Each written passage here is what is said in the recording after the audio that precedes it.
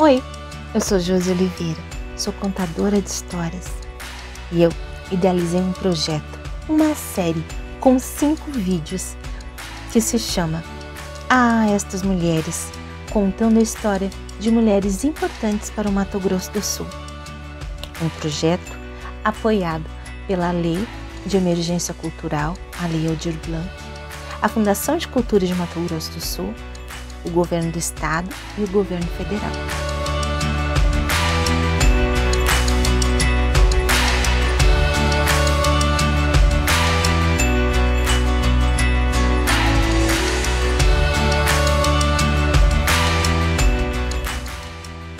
Essa história começou há muito tempo atrás, no tempo que por aqui tudo ainda era Mato Grosso.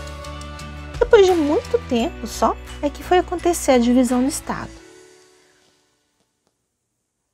Em Corumbá, a 2 léguas de Corumbá, numa fazenda, na fazenda Taquaral, no ano de 1909, nasceu Oliva Enciso.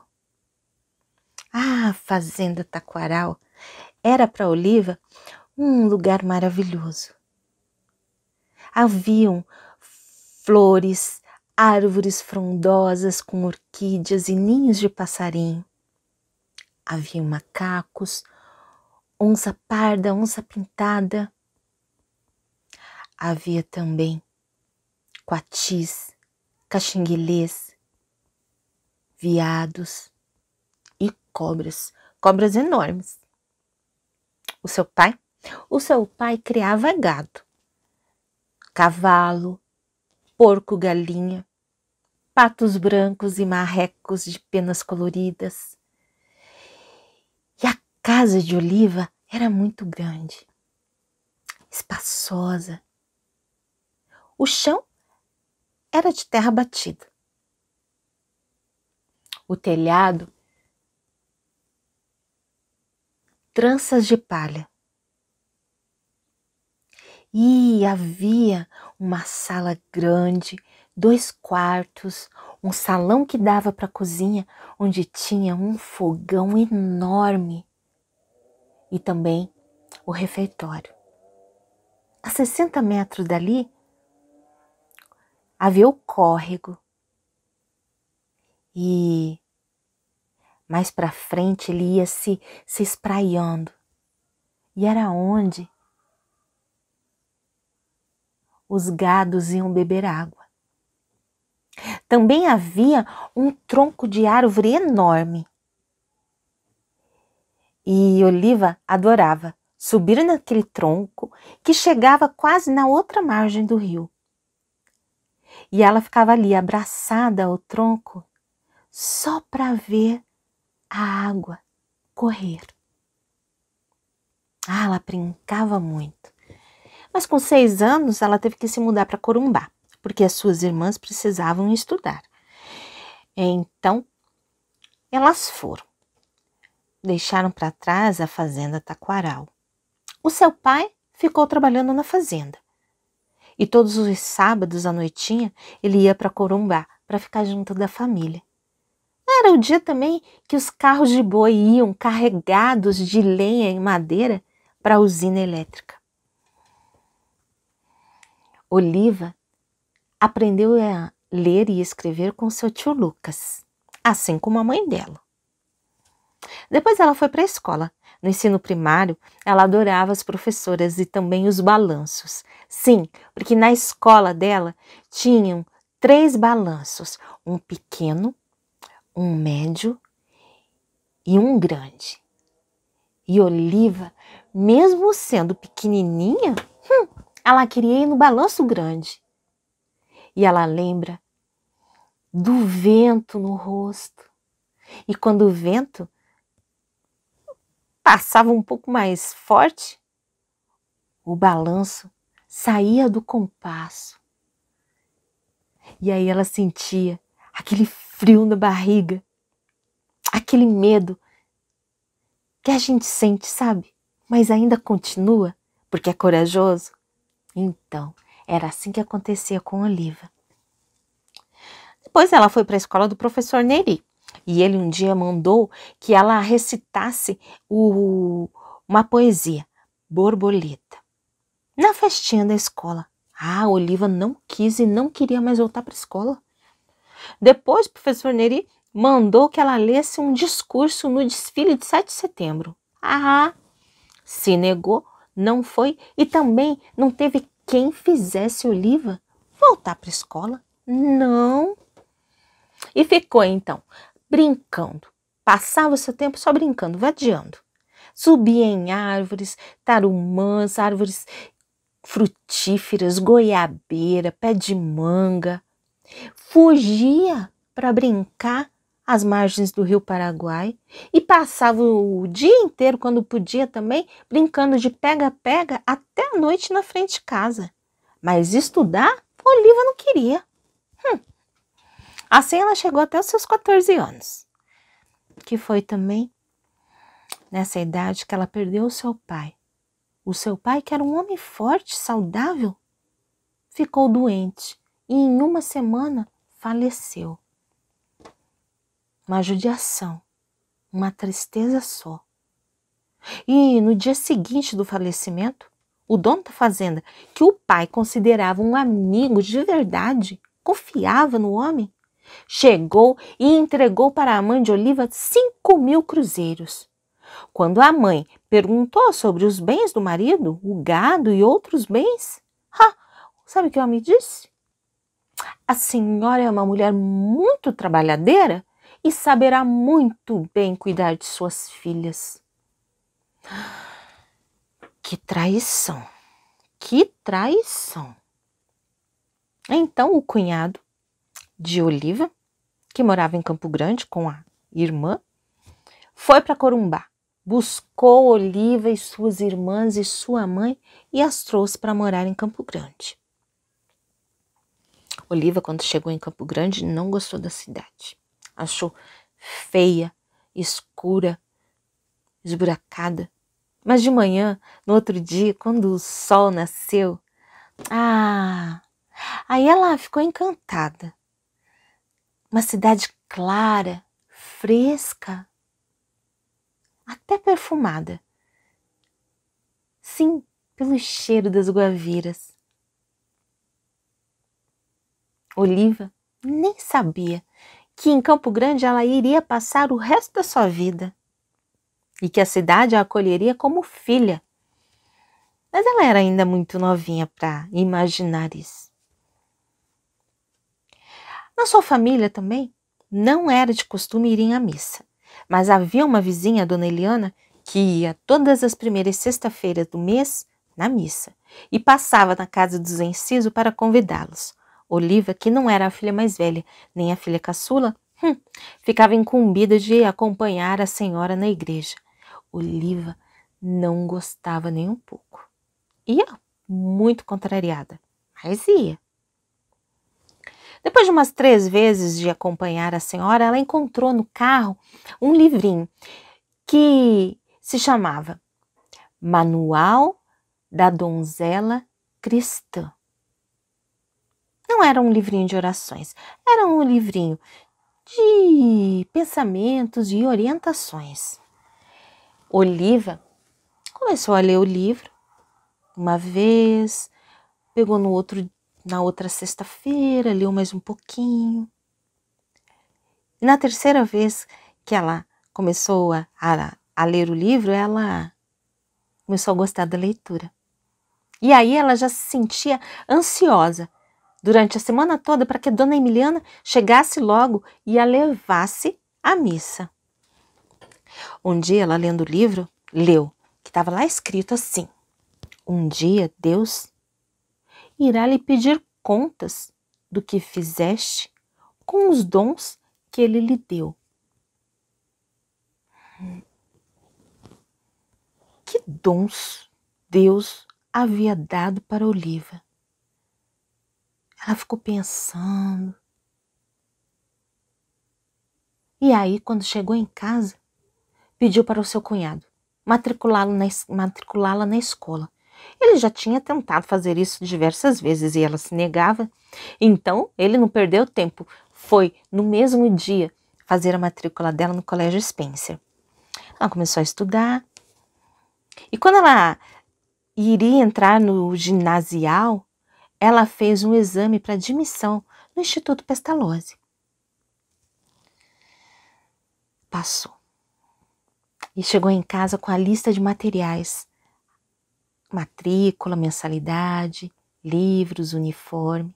E a sua mãe disse que eles não tinham condições de pagar pela escola. Então, Olivia voltou no instituto e disse que a vaga dela poderia ser passada para outra pessoa.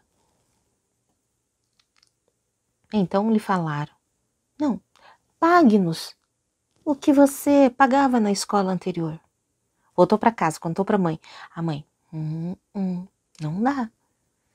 Minha filha, e os livros e o uniforme, não temos condições, é muito caro. Voltou na escola, no Instituto Pestalozzi. Então lhe disseram, não precisarás pagar nada, apenas seja uma boa aluna. Que alegria! E então Olivia disse-lhes com gratidão, farei a faxina, farei a limpeza ou qualquer outro serviço que me der. O diretor, então, pediu que ela voltasse às 13 horas na escola. Quando ela voltou, ele a levou numa sala de aula, numa classe com 45 alunos do 4º ano, que estavam sem professor. Olivia ficou apreensiva, mas ele a olhou com olhos fraternos e disse, não se preocupe, eu vou te ajudar. E assim iniciava-se uma nova fase na vida de Olivia. De manhã, estudava o ginasial. À tarde, lecionava na escola primária. Chegava em casa, ajudava ainda a cuidar das crianças, porque tinham 5 crianças em casa. Dava-lhes comida, banho, contava histórias. E depois que iria estudar e fazer suas tarefas. O tempo era muito curto. Então, desde cedo ela aprendeu que ela tinha que valorizar o seu tempo e ocupá-lo. Terminou o ginasial, o professor, diretor Tessitori e o seu cunhado decidiram que ela deveria ir para o Rio de Janeiro fazer medicina. Ela obedeceu. Foi para o Rio, fez o vestibular e passou. Começou o curso. E junto com o curso, todas as manhãs, bem cedinho, ela ia à missa na Santa Casa. E conversando com uma irmã, ela descobriu a ideologia da igreja, das irmãs da congregação Nossa Senhora Auxiliadora, fundada por Dom Bosco. Ela sentiu em seu coração que era aquilo que ela queria fazer na vida dela. Então, ela escreveu para sua mãe e falou que estaria voltando para Campo Grande. Nunca havia sonhado em ser médica mesmo. Na mesma tarde que chegou, ela contou para a mãe que queria ser irmã de caridade. A mãe então disse, minha filha, estamos numa situação terrível. Não há condições. Suas 2 irmãs ainda precisam estudar. Eu preciso que você trabalhe e colabore com as despesas de casa. Que chato, né? Olivia, então, deixou de lado seu desejo de ser irmã de caridade e conseguiu, por intermédio de um dos amigos da família, conseguiu um emprego na Prefeitura Municipal de Campo Grande, como amanuense datilógrafa. Olivia não sabia o que era amanuense e muito menos sabia datilografia, mas ela, muito esforçada que era, conseguiu um método da Remington e seguiu à risca. E em menos de um mês ela já estava datilografando. Nessa época também entrou para a Irmandade das Filhas de Maria e aprendeu lá que ninguém nesse mundo pode fazer nada mais perfeito que uma filha de Maria. Que a perfeição tem que ser buscada todos os dias. Tudo que lhe fosse confiado teria que ser muito bem feito. Então ela passou a seguir isso para o resto da sua vida. Era dedicada, era proativa, era determinada, era interessada. E assim, trabalhando muito bem, com muita responsabilidade, com muita destreza, ela foi conquistando outros espaços na prefeitura, fazendo muitos amigos, recebendo muito apoio. Oliva voltou a estudar, fez o curso de farmácia, o curso de odontologia. E todo o tempo de sua vida, ela trabalhou em prol da educação, em prol de ações sociais pelos menos favorecidos. Oliva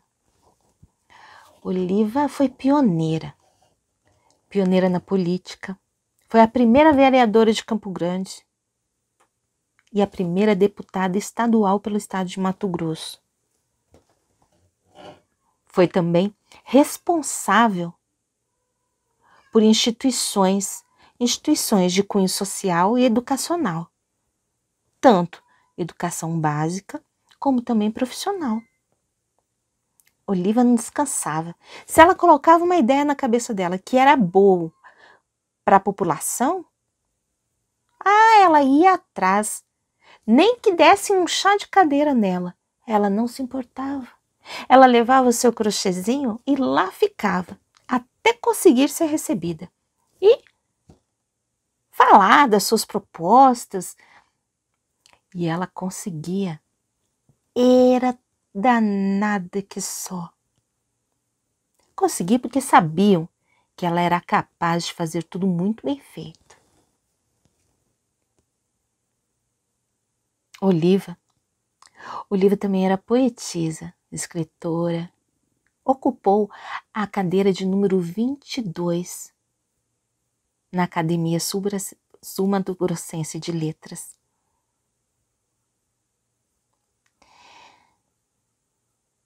Oliva faleceu, mas nos deixou um legado de força, de determinação, de coragem,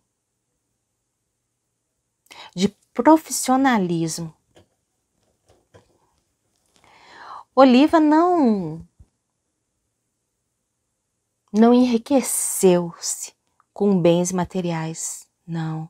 A riqueza dela estava em saber que contribuiu para a educação de Mato Grosso e Mato Grosso do Sul. E que até hoje muitas instituições ainda seguem os seus ensinamentos e os seus valores.